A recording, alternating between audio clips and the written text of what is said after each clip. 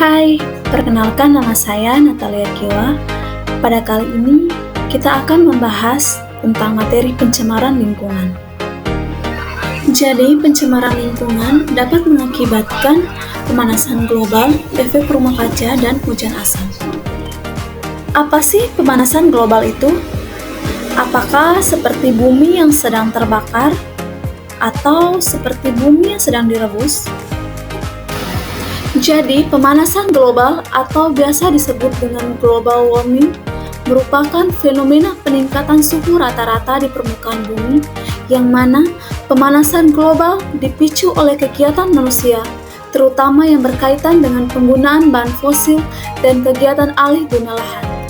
Apakah kalian merasakan udara yang semakin hari semakin panas? Cuaca yang tidak menentu seperti musim hujan dan musim kemarau yang berkepanjangan. Hal ini didominasi dengan permasalahan perubahan iklim, sehingga bumi kita yang kita tinggali saat ini mengalami pemanasan global. Proses terjadinya pemanasan global disebabkan karena yang pertama ada hasil pembakaran industri, yang mana uap-uap dari hasil pembakaran industri ini berupa gas yang sangat berbahaya seperti karbon dioksida, karbon monoksida, dan metana. Dan yang kedua yaitu penggunaan CFC seperti penggunaan AC, kulkas, dan botol air sol. Terjadinya pemanasan global disebabkan juga karena jumlah konsumsi bahan bakar kendaraan semakin meningkat. Jadi gas-gas dari kendaraan ini dapat menghasilkan gas-gas yang berbahaya seperti karbon dioksida. Yang keempat, pembakaran hutan. Dan yang kelima, gas metana, kotoran ternak. Yang keenam, mikroba rawa-rawa. Dari kasus tersebut ini dapat menyebabkan proses terjadinya pemanasan global. Dari keenam aktivitas tersebut, kemudian menghasilkan konsentrasi gas karbon dioksida di atmosfer yang membentuk efek rumah kaca yang menjadi penyebab pemanasan global di bumi. Dari gambar tersebut, kondisi matahari terperangkap oleh atmosfer bumi, sehingga gas CO2 yang terkonsentrasi di atmosfer dapat menahan panas matahari, sehingga panasnya matahari tidak terpantulkan ke atas dan dapat menyebabkan kenaikan suhu di permukaan bumi.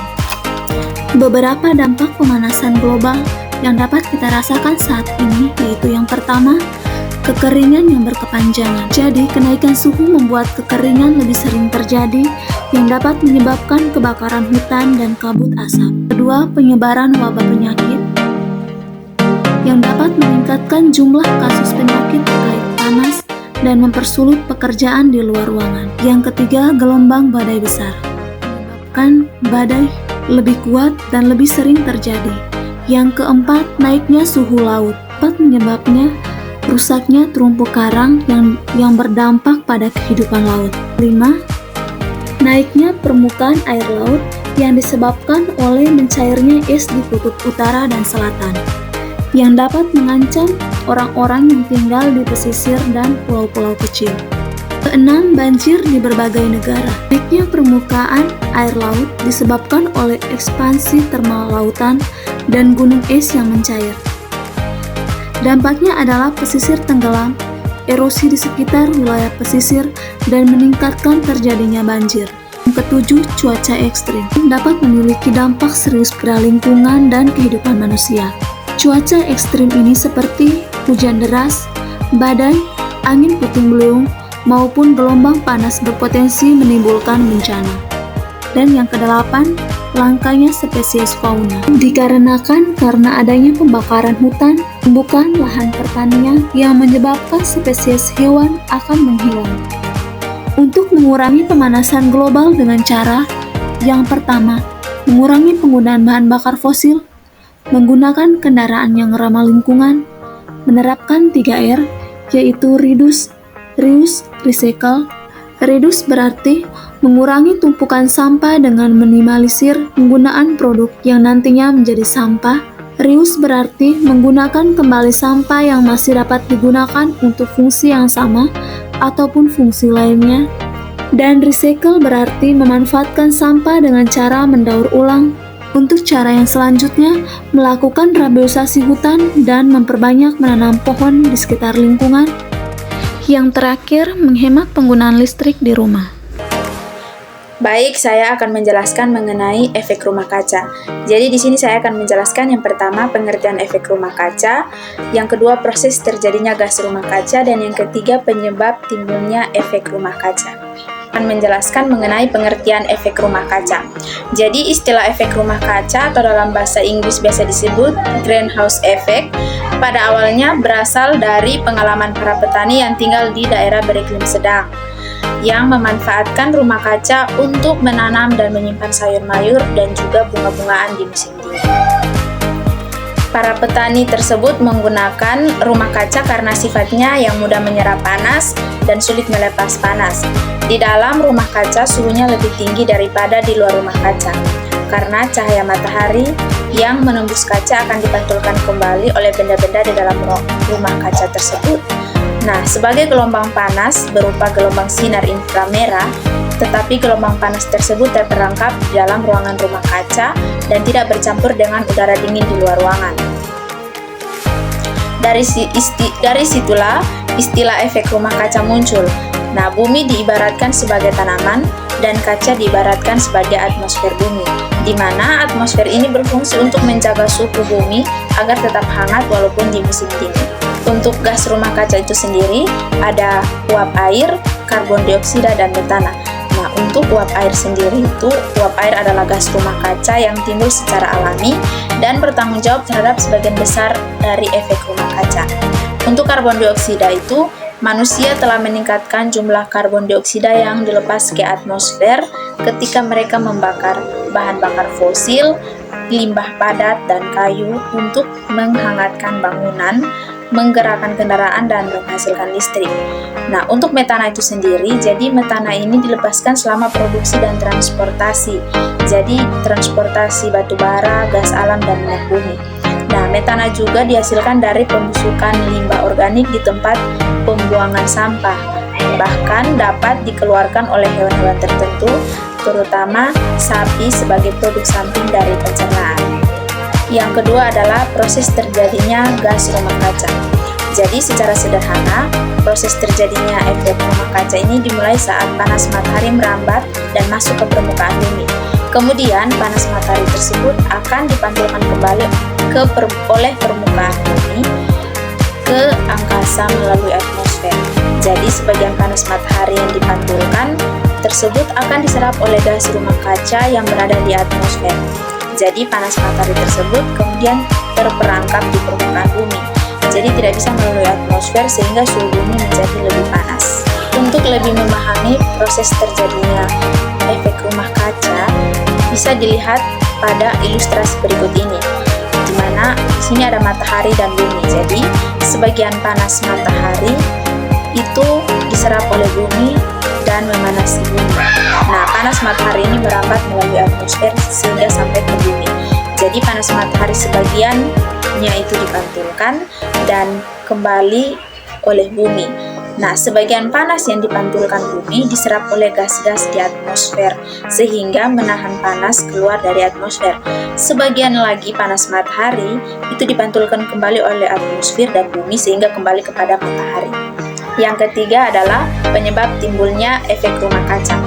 Jadi efek rumah kaca ini disebabkan karena naiknya konsentrasi gas karbon dioksida dan gas-gas lainnya seperti metana, nitrous oksida, hydrofluorocarbons, perfluorocarbons, dan sulfur hexafluoride. Nah, jadi di antara atmosfer yang disebut gas rumah kaca. Jadi kenaikan konsentrasi gas karbon dioksida ini disebabkan oleh kenaikan pembakaran BBM atau bahan bakar minyak, batu bara, dan bahan bakar organik lainnya yang melampaui kemampuan tumbuh-tumbuhan dan laut untuk mengabsorpsinya. Jadi gas rumah kaca dapat dihasilkan baik secara alamiah maupun dari hasil kegiatan manusia. Namun sebagian besar yang menyebabkan terjadi perubahan komposisi gas rumah kaca di atmosfer adalah gas-gas buang yang diremisikan ke angkasa sebagai hasil dari aktivitas manusia untuk membangun dalam memenuhi kebutuhan hidupnya selama. Nah, aktivitas-aktivitas yang menghasilkan gas rumah kaca diantaranya itu dari kegiatan perindustrian, penyediaan energi listrik, transportasi, dan hal lain yang bersifat membakar suatu bahan. Sedangkan dari peristiwa secara alami juga yang menghasilkan atau mengeluarkan gas rumah kaca seperti dari letusan gunung berapi, rawa-rawa, kebakaran hutan, peternakan, hingga kita bernafas pun mengeluarkan gas rumah kaca. Selain itu, aktivitas manusia dalam alih guna lahan juga mengemisikan gas rumah kaca. Jadi mekanisme kerja gas rumah kaca adalah sebagai berikut. Itu yang pertama, lapisan atmosfer yang terdiri dari troposfer, stratosfer, mesosfer, dan termosfer. Nah, untuk lapisan terbawah itu atau biasa disebut troposfer itu adalah bagian yang terpenting dalam kasus efek rumah kaca. Ya, jadi dalam proses terjadinya efek rumah kaca, itu radiasi yang diterima bumi itu sebagian diserap dan sebagian dipantulkan. Jadi radiasi yang diserap itu dipantulkan kembali dalam bentuk sinar inframerah. Jadi sinar inframerah itu yang dipantulkan bumi kemudian diserap oleh molekul gas, antara lain berupa uap air atau H2O dan karbon dioksida, CO2, dan metan atau CH4, dan juga ozon atau O2. Jadi sinar panas inframerah ini terperangkap dalam lapisan troposfer atau lapisan paling bawah, dan oleh karena suhu di udara di troposfer dan permukaan bumi menjadi naik, maka terjadilah efek rumah kaca itu. Baik, di sini saya akan menjelaskan mengenai akibat yang ditimbulkan oleh efek rumah kaca. Yang pertama yaitu meningkatnya suhu di permukaan bumi yang dapat berpotensi terjadinya perubahan iklim yang ekstrim di bumi. Nah, hal ini juga dapat menimbulkan terganggunya hutan dan ekosistem yang lain, sehingga mengurangi kemampuannya sebagai penyerap utama karbon dioksida yang ada di bumi. Nah, yang kedua yaitu naiknya suhu di permukaan bumi juga mengakibatkan gunung-gunung es di kutub mencair, yang dapat mengakibatkan naiknya air di permukaan laut yang berpotensi untuk menenggelamkan pulau-pulau kecil di negara kepulauan. Nah, menurut penelitian, efek rumah kaca telah mengakibatkan suhu di permukaan bumi meningkat dari 1-5 derajat Celcius.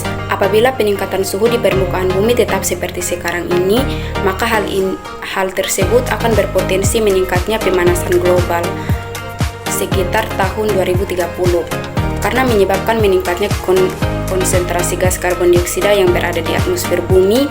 Maka hal tersebut menjadikan atmosfer bumi menyerap gelombang panas yang dipantulkan dari permukaan bumi, yang akan menimbulkan suhu di permukaan bumi semakin meningkat. Setelah mengetahui tentang akibat yang ditimbulkan oleh efek rumah kaca, penjelasan selanjutnya yaitu tentang solusi efektif mengurangi emisi gas atau efek rumah kaca.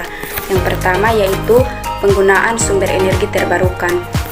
Hal ini dimaksudkan supaya mengurangi ketergantungan kita pada bahan bakar fosil yang terbatas dan berkontribusi pada pengurangan emisi gas rumah kaca.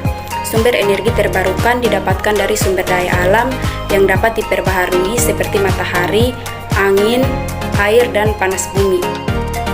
Yang kedua adalah menghemat penggunaan energi listrik, yaitu pastikan untuk menggunakan energi listrik seperlunya saja. Dengan demikian, kita dapat berkontribusi dalam upaya mengurangi penggunaan energi yang berasal dari batu bara mulai dari hal terkecil. Yang ketiga yaitu ubah penggunaan pupuk kimia menjadi pupuk organik, di mana untuk membuat hasil pertanian melimpah, kita harus selalu menggunakan pupuk kimia. Kita juga dapat menggantikannya menjadi pupuk organik. Apabila penggunaan pupuk kimia dapat berkurang, maka emisi gas di nitrogen oksida dapat berkurang. Selain itu, solusi yang lain yaitu mengolah limbah dari peternakan.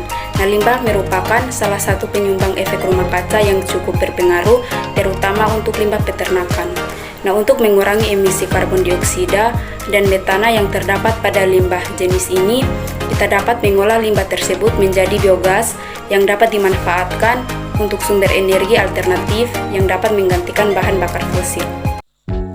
Perkenalkan, nama saya Gisa Melisa Seran.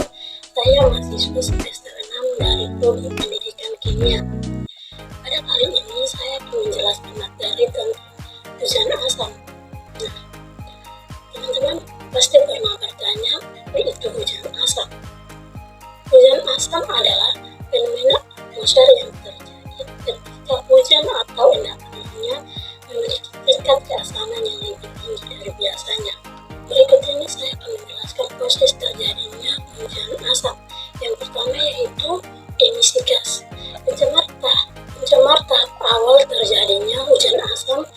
dimulai dengan emisi gas-gas pencemar ke atmosfer.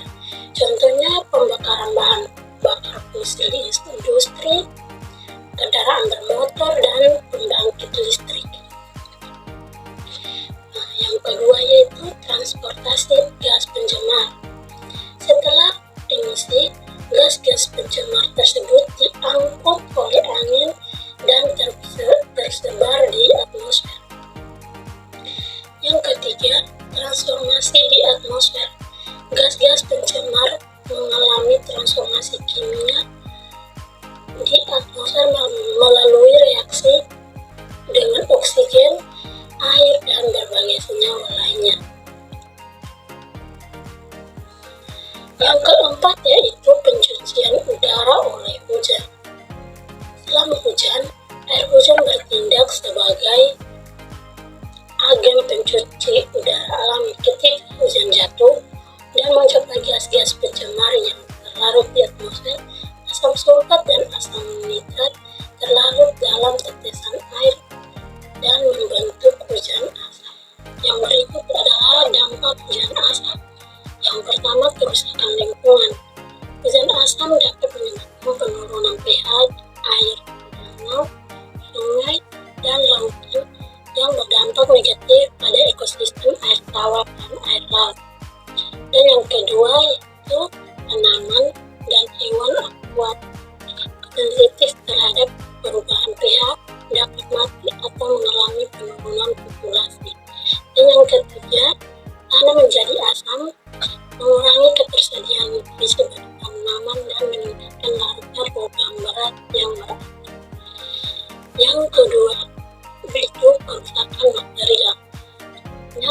Bangunan, monumen, dan struktur batuan yang terbuat dari bahan seperti batu kapur dan marmer dapat terkikis dan rusak karena hujan asap. Dan yang berikutnya itu logam dan material lainnya juga dapat korosif akibat paparan terus-menerus terhadap hujan asap. Dan yang ketiga, kesehatan manusia. Contohnya partikel halus dan polutan lainnya yang terkandung dalam hujan asam dapat menyebabkan gangguan pernapasan dan masalah kesehatan lainnya pada manusia. Hujan asam juga dapat mengontaminasi sumber air minum, menyebabkan masalah kesehatan seperti racun dan keracunan logam berat. Dan yang keempat yaitu kerugian ekonomi. Nantinya kerusakan lingkungan dan material akibat hujan asam dapat menyebabkan biaya perbaikan yang besar bagi pemerintah dan masyarakat. Contoh yang kedua yaitu industri pariwisata juga dapat menderita kerugian akibat kerusakan pada monumen dan atraksi alam yang disebabkan oleh hujan asam. Dan yang kelima yaitu pengaruh terhadap bahan bakar dan kendaraan. Contohnya hujan asam dapat menyebabkan polusi pada kendaraan bermotor dan infrastruktur jalan yang memerlukan biaya tambahan untuk perawatan dan perbaikan. Dan komponen mesin kendaraan terutama bagi logam dan dapat lebih cepat mengalami kerusakan karena terpapar polutan yang terkandung dalam hujan asam. Yang berikut ini yaitu cara mengatasi hujan asap. Yang pertama, pengendalian emisi gas pencemar. Yang utama dalam mengatasi hujan asam adalah dengan mengurangi emisi gas pencemar seperti sulfur dioksida atau SO2 dan nitrogen oksida. Dan yang kedua, perlindungan lingkungan. Melindungi lingkungan dari dampak hujan asam dapat dilakukan dengan cara melestarikan hutan dan ekosistem air tawar dan laut. Penanaman kembali hutan yang telah ditebang, restorasi daerah-daerah yang terpengaruh, dan konservasi sumber daya air dapat membantu memperkuat daya tahan lingkungan terhadap efek hujan asam. Yang ketiga yaitu peningkatan kesadaran masyarakat masyarakat, meningkatkan kesadaran masyarakat tentang dampak hujan asam dan pentingnya perlindungan lingkungan dapat membantu menggerakkan tindakan kolektif.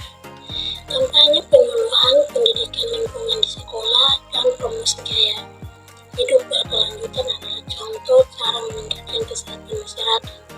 Dan yang keempat, yaitu penggunaan teknologi hijau.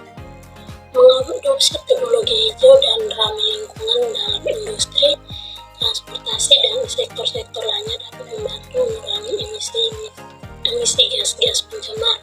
Ini termasuk penggunaan energi terbaru, transportasi massal, dan efisiensi energi. Dan yang kelima yaitu kebijakan perlindungan lingkungan.